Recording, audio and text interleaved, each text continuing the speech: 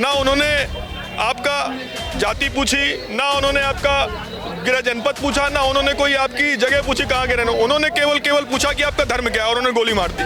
बाकी अपने धर्म जैसे अपनाने अपना, धर्म के कानून बाद में होंगे। भारत में रहना एक कानून, तो कोई मुस्लिम हिंदू का झगड़ा होगा ही नहीं। और ये इनको यही जवाब होना चाहिए, क्योंकि कुछ समय के बाद में ये आएंगे।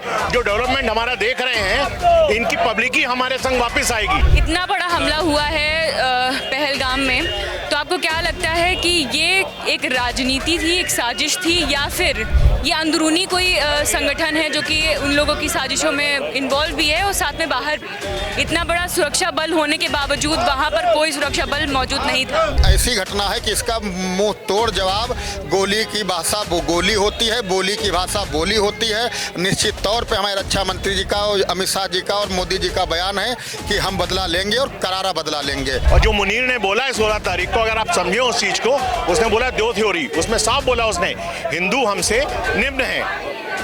इतना कार्रवाई हो कि पाकिस्तान हाथ जोड़ के खड़ा हो जाए कि इसके बाद हम जीवन में कभी इस तरह से आतंकवादी कार्रवाई नहीं करेंगे।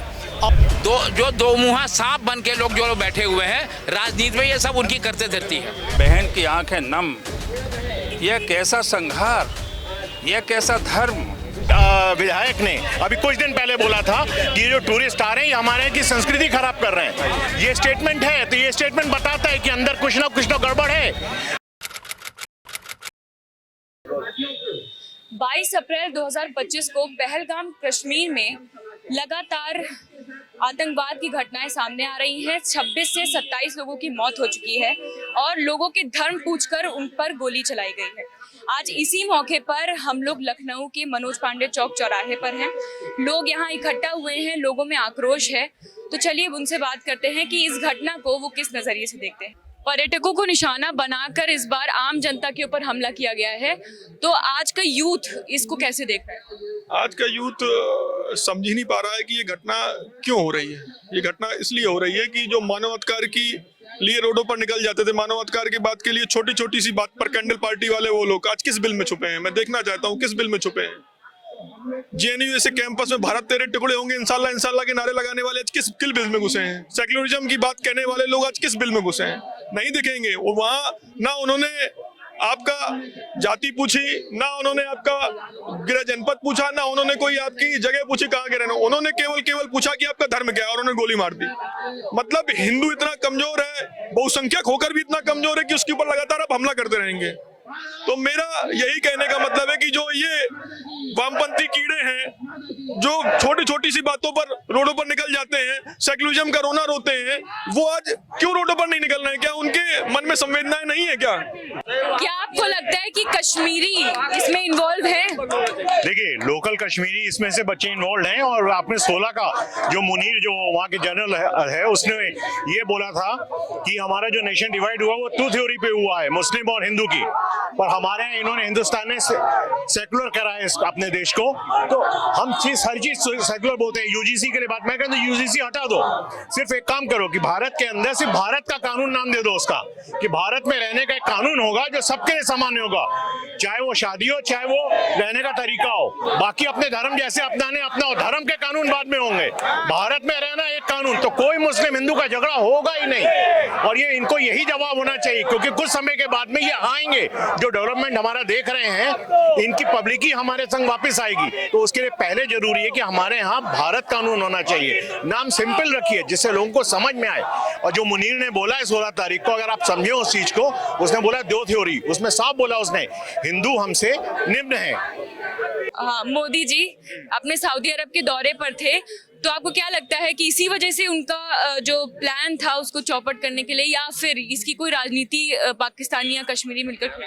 नहीं, देखिए, जब दो बड़ी कंट्रीज आपस में कोई वार्ता करती हैं या समझौता होता है, तो उसमें जो कुछ लेफ्टिस्ट ग्रुप होते हैं या जो विरोधी ग्रुप होते हैं, उनका काम ही यही है कि किसी तरीके से इसमें जो है ऐसी चीज़ें पैदा की जाएं जिसकी वजह से समन्वय ना बन पाए, चीज़ें खराब हो। तो लगातार इसीलिए हम विगत दिनों से देख रहे हैं, या जब से हम देख रहे हैं, कश्मीर का मुद्दा कोई नया नहीं है। तो कश्मीर एक ऐसा हॉट प्लेस है जहाँ पे छोटी सी चीज भी होती है तो वो पूरे देश में मुद्दे के तौर पर फैल जाती है। तो इसीलिए हत्या तो कश्मीर में पहले से आम बात रही है, आप जानती हैं। हत्या से नीचे वहाँ पे कोई चीज शुरुआत होती नहीं है। आज आप लोग यहाँ इकट्ठा हुए हैं तो आप लोग सरकार से क्या मांग कर रहे हैं कि जैसे पुलवामा और लगातार हमले हम लोग देख ही रहे हैं कश्मीर से, और क्या कश्मीरी लोग इसमें इन्वॉल्व हैं या नहीं, आपको क्या लगता है? नहीं, इसमें वहाँ के स्थानीय लोग जरूर इन्वॉल्व हैं, और इसके साथ साथ जो है वहाँ आप जो है आतंकवाद का समूल नाश होना चाहिए। ये जितनी अब वहाँ पर चौकियां हैं, जो बॉर्डर की चौकियां हैं पाकिस्तान की, सब समाप्त कर देनी चाहिए। ये सब शामिल है उसमें जो है ना। और अब जो है देश को बर्दाश्त नहीं है कि आतंकवाद जैसे बंगाल जल रहा है, कश्मीर जल रहा है, केरल जल रहा है, ये जलना अब बर्दाश्त नहीं होगा हिंदुओं को। यहाँ पे पहलगाम में इतना बड़ा नरसंहार हुआ है, एक तरीके से हिंदुओं को टारगेट करके मारा गया है, और वहाँ पे जिनकी हत्या हुई है वो इंटेलिजेंस ब्यूरो में भी थे एक, और एक नेवी में भी थे। तो आपको क्या लगता है कि ये सब सोची समझी चाल थी या इसके पीछे एक सहयोग?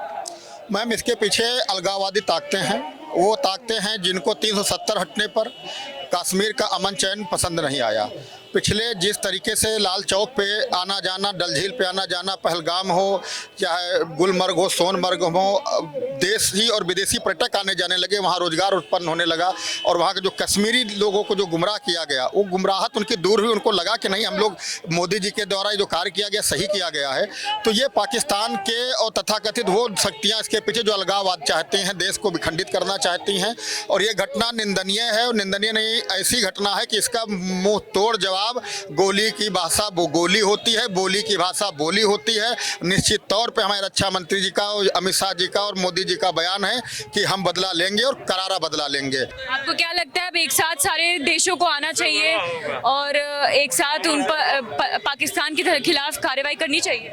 बिल्कुल करनी चाहिए, पाकिस्तान के खिलाफ तो कार्रवाई करनी चाहिए। उसके साथ जो है हमारे यहाँ जो दोगले चेहरे वाले राजनीति हो रही है ना, उनके खिलाफ भी एक्शन लेना चाहिए। और जब ये एक्शन लिया जाएगा तभी उनको लगेगा कि हाँ भाई जो है ये चीजें सही हो रही हैं। और दोगले राजनीति करने का कारण ही और ये जो चीजें हो रही हैं ये सब दोगले राजनीति की वजह से ही है। जो दो मुहा सांप बन के लोग जो बैठे हुए हैं राजनीति में, ये सब उनकी करते धरती है। आज सारे भारतवासियों के बीच में आक्रोश की भावना है, और लखनऊ में आप देख रहे हैं यहाँ पे प्रोटेस्ट चल रहा है, जो भी हमले हुए हैं आतंकियों को लेके। तो अब मोदी सरकार इस पर क्या फैसला लेने वाली है आगे, ये तो वक्त ही बताएगा। बैठक चल रही है, हमारे रक्षा मंत्री, हमारे प्रधानमंत्री सब एक साथ मिलकर निर्णय ले रहे हैं। अब देश की जनता को यही उम्मीद है कि सख्त से सख्त कदम पाकिस्तान के खिलाफ और आतंकवादियों के खिलाफ उठाया जाए। लखनऊ से Kanika Shukla, the journalist news.